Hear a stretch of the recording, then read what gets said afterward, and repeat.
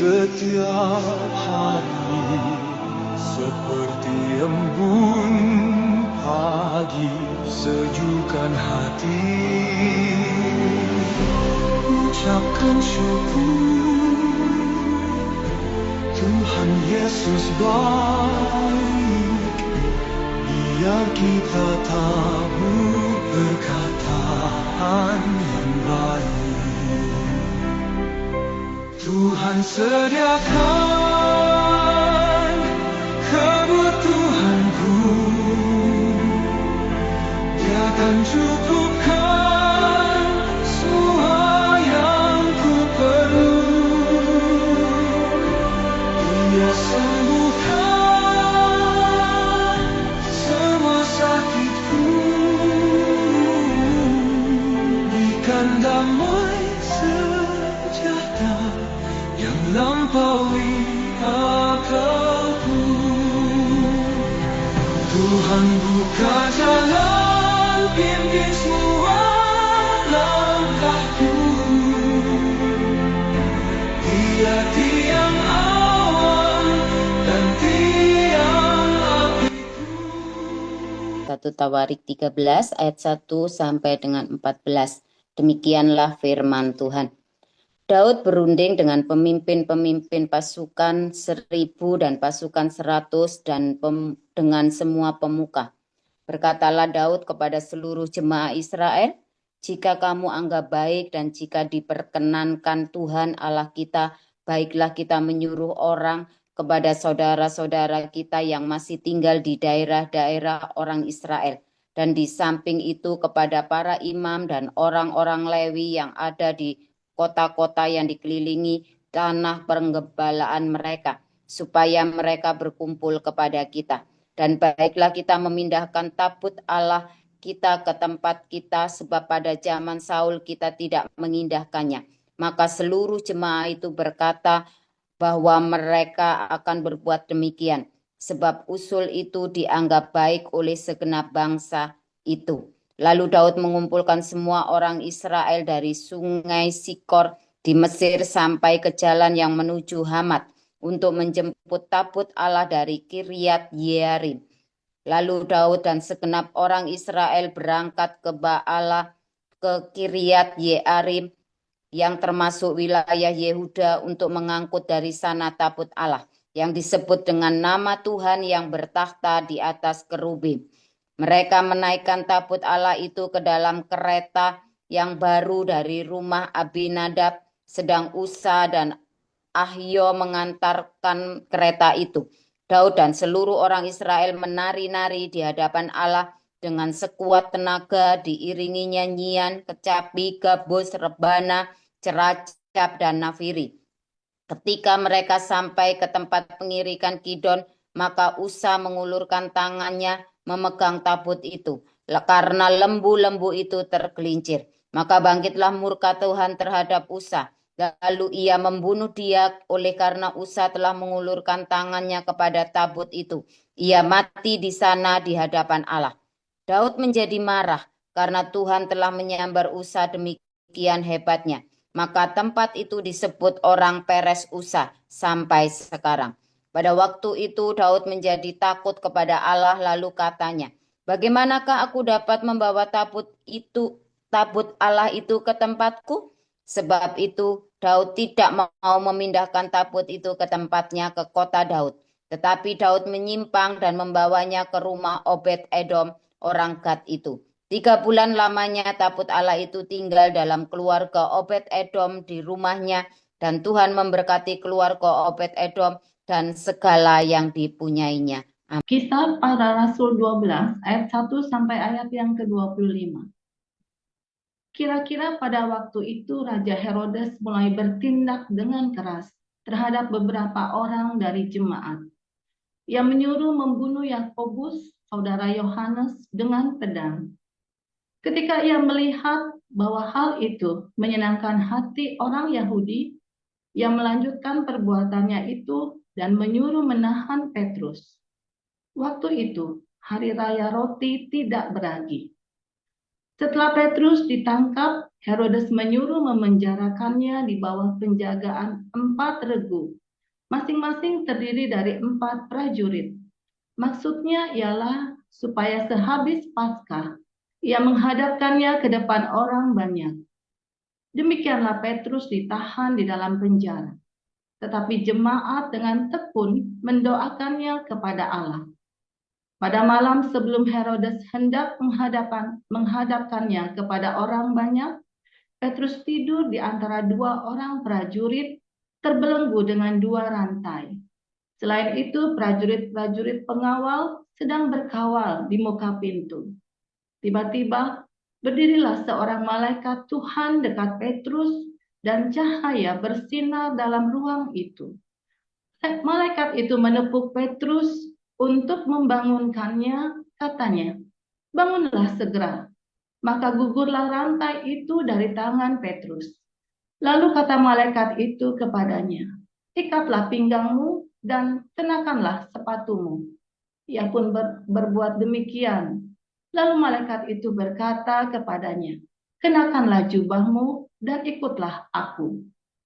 Lalu ia mengikuti malaikat itu keluar dan ia tidak tahu bahwa apa yang dilakukan malaikat itu sungguh-sungguh terjadi. Sangkanya ia melihat suatu penglihatan. Setelah mereka melalui tempat kawal pertama dan tempat kawal kedua, sampailah mereka ke pintu gerbang besi yang menuju ke kota. Pintu itu terbuka dengan sendirinya bagi mereka. Sesudah tiba di luar, mereka berjalan sampai ke ujung jalan dan tiba-tiba malaikat itu meninggalkan dia. Dan setelah sadar akan dirinya, Petrus berkata, "Sekarang tahulah aku benar-benar bahwa Tuhan telah menyuruh malaikatnya dan menyelamatkan aku dari tangan Herodes dan dari segala sesuatu yang diharapkan orang Yahudi." Dan setelah berpikir sebentar, pergilah ia ke rumah Maria, ibu Yohanes, yang disebut juga Markus. Di situ banyak orang berkumpul dan berdoa. Dan ketika ia mengetuk pintu gerbang, datanglah seorang hamba perempuan bernama Rode untuk mengetahui siapa yang mengetuk itu. Ia terus mengenal suara Petrus, tetapi karena girangnya, ia tidak membuka pintu gerbang itu dan segera masuk ke dalam untuk memberitahukan bahwa Petrus ada di depan pintu gerbang. Kata mereka kepada perempuan itu, "Engkau mengigau." Akan tetapi, ia tetap mengatakan bahwa benar-benar demikian. Kata mereka, "Itu malaikatnya." Tetapi Petrus terus-menerus mengetuk, dan ketika mereka membuka pintu dan melihat dia, mereka tercengang-cengang. Tetapi Petrus memberi isyarat dengan tangannya supaya mereka diam, lalu ia menceritakan bagaimana Tuhan menuntunnya keluar dari penjara. Katanya, "Beritahukanlah hal ini kepada Yakobus dan saudara-saudara kita." Lalu ia keluar dan pergi ke tempat lain. Pada keesokan harinya, gemparlah prajurit-prajurit itu. Mereka bertanya-tanya, apakah yang telah terjadi dengan Petrus? Herodes menyuruh mencari Petrus, tetapi ia tidak ditemukan. Lalu Herodes menyuruh memeriksa pengawal-pengawal itu dan membunuh mereka. Kemudian ia berangkat dari Yudea ke Kaisarea dan tinggal di situ.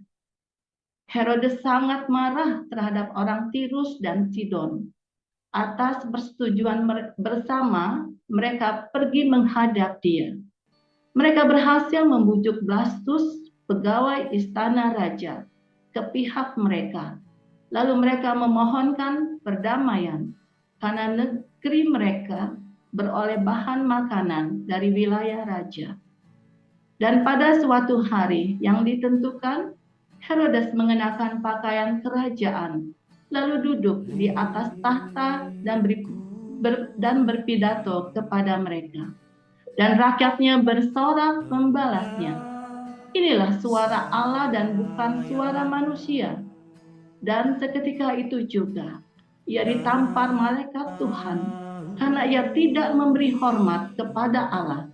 Ia mati dimakan cacing-cacing. Maka firman Tuhan makin tersebar dan makin banyak didengar orang. Barnabas dan Paulus kembali dari Yerusalem. Setelah mereka menyelesaikan tugas pelayanan mereka, mereka membawa Yohanes yang disebut juga Markus. Haleluya, firman Tuhan selalu baru setiap hari ketika kita menanti-nantikan Tuhan dengan penuh cinta, dengan penuh pengharapan, ya. Dan kenapa ada dua-dua ini? Apa bedanya nih?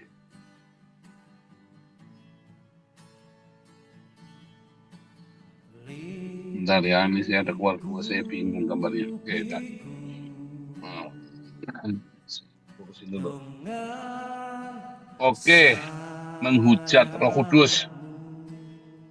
Dosa menghujat Roh Kudus itu, ya, hukumannya tidak ada pengampunan, tidak diampuni. Artinya tidak ada kasih kesempatan lagi, sudah selesai, saudara ya. Itu sebabnya banyak orang yang bertanya-tanya, menghujat Roh Kudus itu apa? Bolak-balik ya, menghujat Roh Kudus itu apa? Ya, mengapa orang bisa menghujat Roh Kudus? Sebetulnya namanya menghujat Roh Kudus itu adalah dia tahu apa yang benar, dia ngerti apa yang benar, tapi dia putar balikan. Itulah menghujat Roh Kudus. Contohnya Herodes. Herodes itu adalah seorang Farisi, saudara ya. Dia adalah orang keluarganya bukan orang Yahudi, tetapi proselit Yahudi. Ya, jadi kakeknya Herodes yang mati itu, ya, adalah orang dari Edomit, bukan berarti keturunan Esau. Keturunan Esau sudah nggak ada, tapi Edomit itu dari daerahnya Esau, bekas daerahnya Esau, Edomit di daerah Gunung Moab itu ya. Nah, lalu mereka proselit, namanya disebut Edomit. Mereka proselit, lalu untuk bisa menjadi politikus Yahudi, mereka mewakili Yahudi, mereka harus jadi orang Farisi. Orang Farisi artinya itu adalah orang-orang yang belajar Torah, karena dia harus mengerti tradisi Yahudi yang sangat unik. Nah, disebutlah orang, tapi mereka terjun dalam pemerintahan. Itulah orang-orang Farisi. Ya. Dan saat itu yang menjadi yang menjadi imam adalah orang-orang Saduki. Anas, Kayafas, dan para pengikutnya itu adalah orang Saduki, saudara ya. Orang-orang yang tidak percaya dengan kebangkitan orang mati. Dan ingat waktu ceritanya Daud itu yang mati disamber itu ya, Peres Susa itu adalah orang Saduki semua, saudara ya. Jadi keluarga Saduki, imam-imam keluarga Saduki semua. Nah, saudara, kalau kita melihat ya, bagaimana Herodes mengklaim dia sebagai seorang yang sudah mengerti Torah ya, dan kitab para nabi, lalu dia mengklaim apa yang dia omongkan ini adalah suara kenabian, suara Tuhan, sedangkan dia bukan seorang nabi, tapi dia mengklaim dirinya adalah seorang nabi, saudara. Nah, dalam skala tertentu itu tidak apa-apa, tetapi si Herodes itu tahu benar dan bahkan dia membunuh Yakobus, ya, dia membunuh Yakobus dengan pedang. Lalu nanti itu Yakobus saudara Yohanes, nanti ada lagi Yakobus saudara Yesus. Itu yang bunuh adalah Hanas dan Kayafas juga, saudara ya. Yakobus saudara Yesus itu dibunuh dengan dirajam pakai batu ya, saudara ya. Nah, itu ada di dalam Antiquity Josephus ya, seorang sejarawan Yahudi itu ada semua ya. Kalau Anda baca ATC itu diajarin juga ya, atau kelas evangelis itu diajarin ya. Saudara, jadi Herodes itu tahu benar ya tentang kenabian itu. Dia tahu benar tentang suara Tuhan, tetapi ya dia berusaha memanipulasi orang-orang Yahudi ini dengan mengatakan adalah suara Tuhan. Ya, artinya dia tahu kebenaran, tapi dia memanipulasi kebenaran itu, saudara ya, tanpa rasa takut. Bahkan dia bunuh itu Yakobus, saudara Yohanes, ya, dan menjarakan Petrus. Dan dia sendiri pernah bertemu dengan Yesus. Ya, dia sendiri pernah bertemu dengan Yesus. Ya, dan bahkan dia mengolok-olok Yesus juga. Artinya dia tahu kebenaran, tetapi dia ya melintirkan kebenaran demi kepentingan dia, entah apapun demi kepentingan dia. Yang kedua itu Anania Safira, saudara ya. Anania Safira itu dia tahu kebenaran, lalu dia curi, kemuliaan, dia mengambil semua kemuliaan itu buat dirinya dia, ya, dia membohongi bahwa dia sudah memberikan semuanya supaya saya sudah kasihkan semuanya nih buat jemaat Tuhan, wah, ya, tapi dia membohongi, dia tahu kebenaran, ya, tetapi dia ingin memanipulasi kebenaran itu. Saudara, ada lagi ya para mu'alaf itu ya, seperti Hani Christian, ya, Stephen Indra, ya, Kainama, Yahya Waloni, Irena Handono, itu anak-anaknya mati, saudara ya. Dia tahu kebenaran, saudara, dia sudah ngerti kebenaran, tapi dia pelintir, ya entah sesuatu apa, pokoknya pelintir. Saudara nanti lihat ya, para mu'alaf ini, begitu dia mulai nyerang Kristen, pasti nanti anaknya mati. Bahkan Muhammad saja anaknya mati, saudara. Ya kan? Muhammad saja anaknya mati. Saudara, ada satu orang ya konseling dengan saya tentang pacar saya Islam. Jadi ini satunya janda, saudara ya.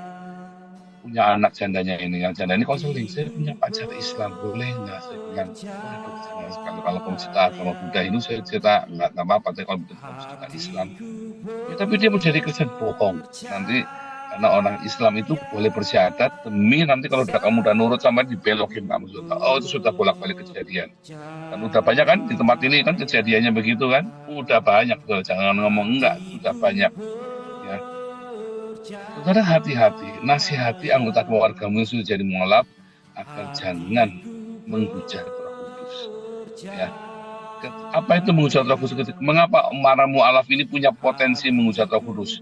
Dia merasa, dia yakin dia tahu, lalu dia memelintir ayat Alkitab. Nah, yang mati itu adalah anaknya, saudara. Kalau yang mati dia sendiri, saudara, anaknya mati. Loh, kenapa anaknya? Karena dia menghina pengorbanan darah anak tunggal Bapa. Nah, saudara, kalau Anda lihat ya, namanya anak sulung, ya, kematian anak sulung di Mesir, anak sulung itu artinya anak yang baru lahir, saudara. Tetapi artinya juga adalah anak yang diutamakan, anak kesayangan. Makanya para mu'alaf ini anak kesayangannya banyak mati, saudara. Semua anak mu'alaf ini yang udah mulai nyerang Tuhan Yesus anaknya mati. Ya, seperti tadi ya, Stephen Indra, ya, Hani Christian, Kainama, Yahya Waloni, Irena Handono, Mika Fitria, siapa lagi udah retanya. Muhammad sendiri anaknya mati. Ya, itu nanti si siapa itu Richard Lee, kalau dia sampai berani nyerang Kristen dan manipulasi, anaknya nanti mati. Tak jamin itu, saudara, pasti mati. Ya.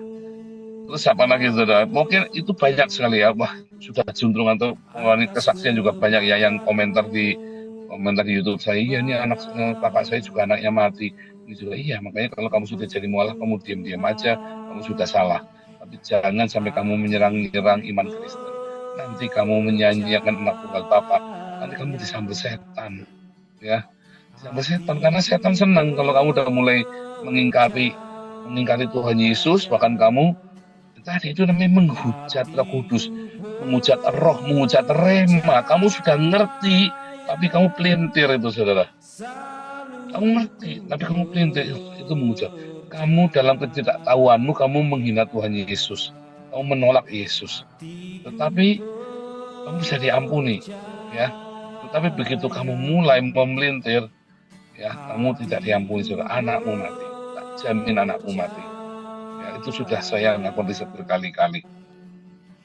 Jadi nasihatkan kepada saudara-saudaramu, hati-hati. Nanti bukan Tuhan yang menghukum, saudara, bukan, tapi setan. Kenapa? Karena setan melihat peluang, ya kan? Peluang sudah tidak ada pengampunan lagi, sudah selesai. Sambar dulu sama setan. Makanya dibilang tidak diampuni. Bukannya Tuhan tidak mau ngampuni, saudara, bukan. Tidak diampuni karena dia pasti disampaikan kamu keluar dari kasih karunia Allah dengan menyangkal habis-habisan. Kamu meninggalkan Tuhan Yesus sudah salah, kamu sangkal pula habis-habisan, saudara. Kamu hinakan pula yang sebenarnya kamu tahu tidak demikian.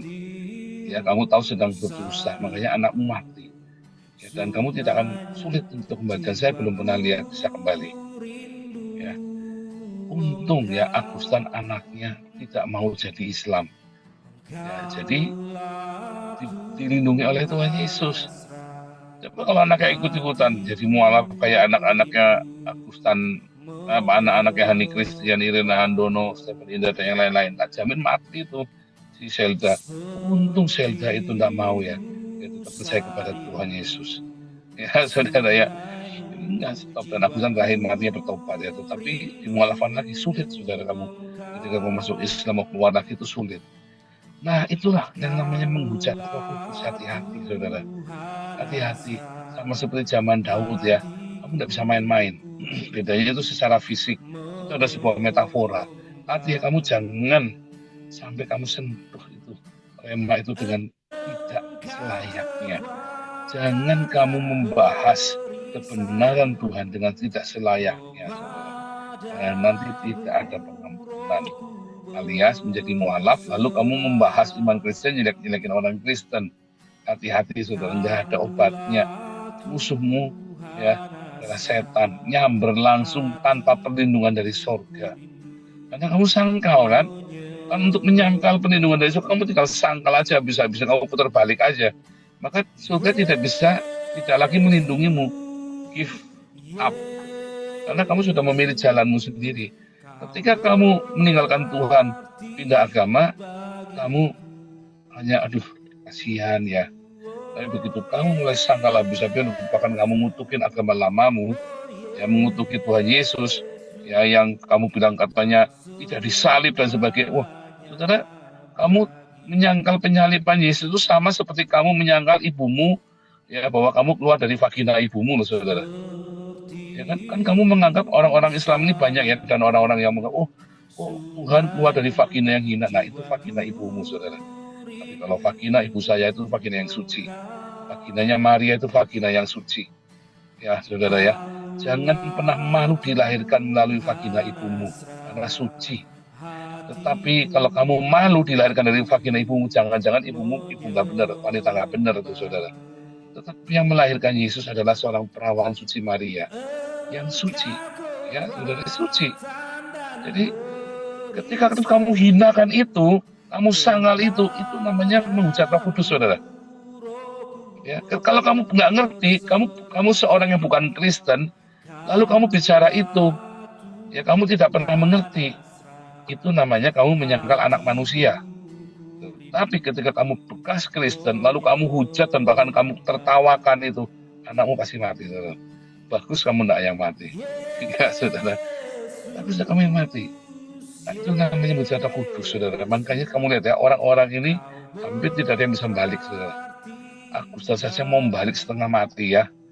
Waduh, orok-orok ya. Udah kita sumbang pun 50 juta tolak begitu aja. Padahal kalau dia terima uang 50 juta ya, dioperasi sembuh dia, saudara. Ya kan? Cuma Agustan, banyak lagi, saudara. Ya, jadi saudara, itulah menghujat Roh Kudus. Kamu tahu kebenaran, kamu pelintir kebenaran itu dengan terang-terangan. Dan bukan saja kebenaran ya, yang dipelintir itu kebenaran tentang penyaliban Yesus, penyelamatan Yesus, saudara. Wah, itu adalah kebenaran yang maha benar di seluruh muka bumi ini. Itu adalah kebenaran yang kamu dustakan, yang kamu pelintir, yang kamu hinakan. Ya adalah kebenaran yang paling benar di muka bumi ini. Makanya kamu mati. Tetapi kalau kamu tidak pernah menjadi Kristen sebelumnya, ya itu namanya kamu baru menyangkal anak manusia, hujat kepada anak manusia. Tapi begitu kamu sudah pernah Kristen, kamu sudah mengerti kebenaran, tapi kamu sangkal, hati-hati saudara. Ya, kamu meninggal Tuhan itu sudah salah. Tambah lagi kamu sangkal bisa-bisa di depan orang banyak. Ya, menjadi apologet Islam untuk menyerang Kristen. Ini saudara, berikan video ini pada teman-temanmu yang mualaf supaya hati-hati, supaya jangan sampai anaknya mati. Ya, Tuhan Yesus memberkati.